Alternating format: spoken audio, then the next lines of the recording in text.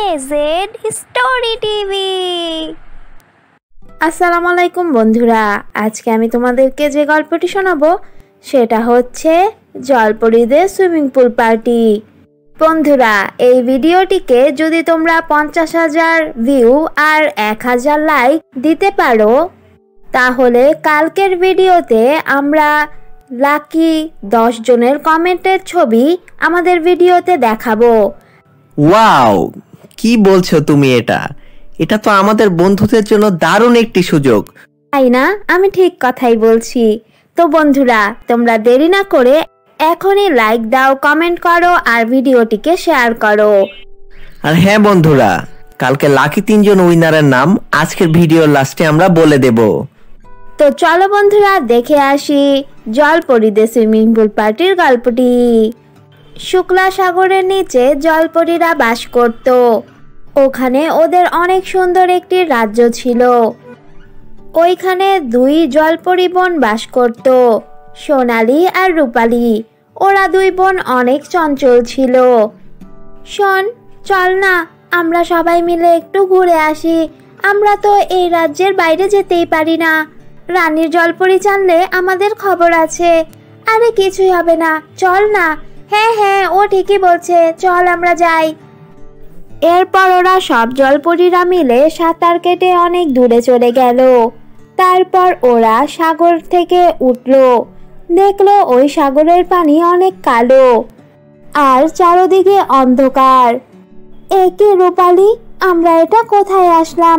আরে ভয় পাচ্ছিস কেন? এত ভয় পেলে কি হয় নাকি? চল এখন আমরা সামনে আগাই। এ কি বলছিস? আমার যে ভয় করছে। আরে তুই ভিতর ডিম, চল তো। এরপর ওরা হাঁটতে লাগলো। একটু দূরে যেয়ে ওরা দেখলো একটি অন্ধকার জায়গা, কিন্তু ওইখানে অনেক সুন্দর একটি সুইমিং পুল আছে আর চারদিকে সাজানো। পুরোই মনে হচ্ছে একটি পার্টির জায়গা। সোনালি, রূপালি, কি সুন্দর একটা জায়গায় তোরা আমাদেরকে নিয়ে এলি। বলেছিলাম না ভরসা রাখ আমাদের উপরে। চল এখন আমরা এখানে ডান্স করব, গোসল করব, খাবো দাবো, অনেক মজা করব। তারপর ওরা সবাই ওই সুইমিং পুলে নামলো। এরপর ওরা সবাই পার্টি করতে লাগলো। চল আজকের মতো অনেক হয়েছে, এখন বাড়ি যাওয়া যাক। তারপর ওদের সামনে টাওয়াল চলে আসলো। এরপর ওই টাওয়াল দিয়ে ওরা ওদের চুল মুছলো। তারপর ওরা বাড়িতে ফিরে গেল। এরকম করে ওরা প্রায়ই প্রত্যেকদিন ওই সুইমিং পুলে আসতো আর পার্টি করত। ওরা জানতো না এটা ডাইনিদের এলাকা ছিল আর সুইমিং পুলটাও ছিল ডাইনিদের রানীর। একদিন ওদেরকে পার্টি করতে একটি ডাইনি দেখে ফেললো। আরে আরে, কি সুন্দর জলপরীরা এখানে নাচছে, গাইছে, গোসল করছে। ওদের মাংস খেতে তো খুব ভালো লাগবে। যাই, রানী ডাইনিকে বলে আসি। এরপর ও রানী ডাইনিকে যে সবকিছু বলল। ঠিক আছে, কালকের জন্য তুমি প্রস্তুত থাকো, আমরা কালকে ওদেরকে ধরবো। ঠিক আছে রানী ডাইনি। পরদিন যখন জলপরীরা পার্টি করতে গেল তখন রানী ডাইনি আর ওই দাসী ডাইনি ওদের কাছে গেল। এরপর ওদেরকে বেঁধে ফেললো। এখন তোদের তাজা তাজা মাংস খাবো আমি। প্লিজ ডাইনি, আমাদেরকে ছেড়ে দিন। আমরা জানতাম না এটা আপনার সুইমিং পুল, না হলে এখানে দিব্যি খেয়ে বলছি কোনোদিন আসতাম না। তোরা বললি আর বিশ্বাস করলাম, এখন তোদেরকে কেউ বাঁচাতে পারবে না। রূপালি, সোনালি, তোদের জন্যই আজকে আমাদের এই অবস্থা হয়েছে। এরকম করছিস কেন? তোদেরও তো ভালো লাগছিল এতদিন। সব জলপরীরা কাঁদতে লাগলো। যাও দাসী ডাইনি, ওদের গলাগুলো কেটে ফেলো। যেই দাসী ডাইনি ওদের কাছে যাবে তখনই ওখানে রানী জলপরী চলে আসলো। তারপর ওরা শক্তি দিয়ে ওদেরকে বাঁচালো। এরপর ওদেরকে নিয়ে ওদের সাগরের জলপরীদের রাজ্যে চলে গেল।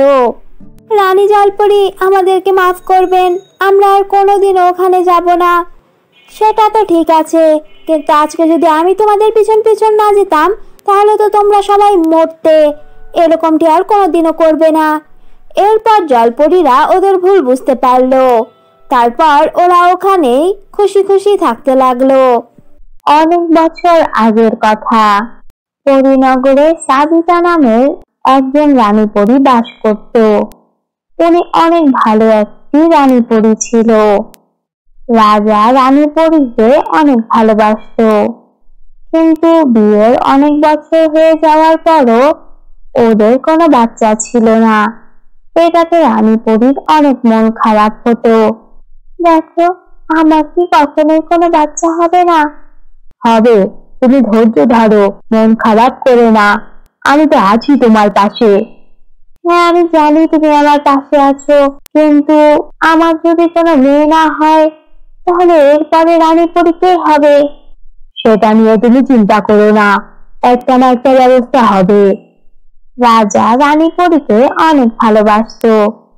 একদিন মহলে একটি বাবা এলো।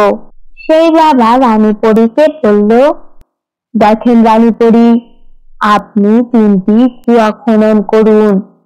3 নাম্বার কুয়াতে আপনি একটি মূল্যবান জিনিস পাবেন, যেটা আপনি এত বছর ধরে চাচ্ছেন। রানী পরী ওই বাবার কথা মতো কুয়া খনন করাতে লাগলো। আস্তে আস্তে 3 নাম্বার কুয়াটিও খনন করা হলো। 3 নাম্বার কুয়াটিও তো খনন করা হয়ে গেছে। বাবা তো বলেছিল মূল্যবান একটি জিনিস পাবো, কোথায় সেটা? হঠাৎ করে 3 নাম্বার কুয়া থেকে একটি বাচ্চা বের হলো। এরপর ওইটা রানী পরীর কোলে আসলো। ও, বাবা তাহলে এটার কথা বলেছিল। রানী পরী আর রাজা অনেক খুশি ছিল। এভাবে অনেক বছর কেটে গেল। ওই বাচ্চাটি বড় হয়ে একটি গোলাপি পরী হলো। ও দেখতে অনেক সুন্দরী ছিল। মা, মা, আমি একটু বাইরে যাব।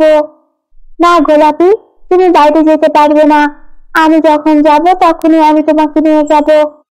মা, তুমি কেন আমাকে একা ছাড়ো না? আমাকে যেতে দাও।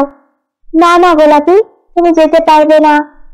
গোলাপিকে রানী পরী কখনোই একা বাইরে যেতে দিত না, কারণ উনি ওকে ওনার কাছে আগলে রাখতো।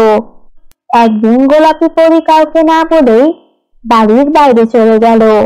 ও হাঁটতে হাঁটতে জঙ্গলের ভিতরে চলে গেল। আমি তো এখন চিনতে পারছি না আমার মহল কোথায়, আমি কোন দিক দিয়ে এসেছিলাম। তারপর ও জঙ্গলের ভিতরে একটি বাড়ি দেখতে পারল। সেই বাড়ির ভিতরে ও গেল। তারপর দেখলো ওখানে একটি বুড়ো লোক আছে, আর অনেক পশু পাখি ওই বাড়িতে আছে। দেখেন, আমি রানী পরীর মেয়ে গোলাপি পরী। আমি রাস্তা হারিয়ে ফেলেছি। আপনি কি আমাকে আমাদের মহলে নিয়ে যেতে পারবেন? হ্যাঁ, নিয়ে যেতে পারবো। আজকের দিনটা তুমি এখানেই বিশ্রাম করো, কালকে আমি তোমাকে নিয়ে যাব। এরপর ওই বুড়ো লোকটি ওকে একটি বিছানাতে ঘুমাতে দিল। ওই ঘরে একটি পাখি ছিল। সেই পাখির সামনে গোলাপি পরী গেল।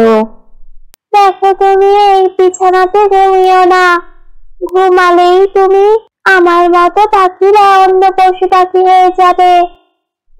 উনি একজন জাদুকর, উনি মানুষদেরকে এরকম পশু পাখি বানিয়ে দেয়।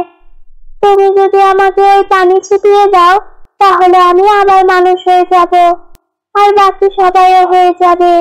এরপর গোলাপি পরী ওই পাখির কথা মতো ওর উপরে পানি ছিটালো। তারপর ও একটি মানুষ হয়ে গেল। এরপর ও ওই সব পশু পাখিদের উপরে পানি ছিটালো। তারপর ওরাও মানুষ হয়ে গেল। ও সবাইকে বাইরে বের হতে বলল। তারপর ওরা সবাই ওখান থেকে বের হয়ে গেল। গোলাপি পরী যে ওই বুড়ো লোকটিকে ধরলো। সাথে সাথে ওই বুড়ো লোকটি একটি রাজকুমার হয়ে গেল। তোমাকে অনেক ধন্যবাদ। আমি এত বছর একটি অভিশাপে ছিলাম। ওই অভিশাপের কারণেই আমি একটি জাদুকর হয়ে গিয়েছিলাম। তোমাকে অনেক অনেক ধন্যবাদ। তারপর ওই রাজকুমার গোলাপি পরীকে ওর মহলে নিয়ে গেল। কিছুদিন পর ওই রাজকুমারের সাথে গোলাপি পরীর বিয়ে হয়ে গেল। এরপর ওরা খুশি খুশি থাকতে লাগলো। তো তোমরা দেখলে বন্ধুরা জলপরীদের সুইমিং পুল পার্টির গল্পটি। বন্ধুরা, তোমাদের এত ভালোবাসা দেখে আমরা মুগ্ধ। তোমরা অনেকেই কমেন্ট করেছো, তাই আমরা 3 জন নয়, অনেকের নামই বলতে যাচ্ছি।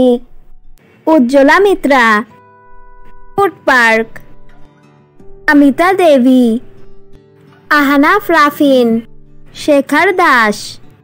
আমাদের বন্ধু শেখর দাস কিন্তু প্রতিদিন সকালে উঠে এজে স্টোরি টিভির গল্প দিয়ে সকালটা শুরু করে। বন্ধুরা, তোমরাও কিন্তু শেখর দাসের মতো প্রথমে সকালে উঠে আমাদের ভিডিওটাই দেখ। আল্লাহ হাফেজ।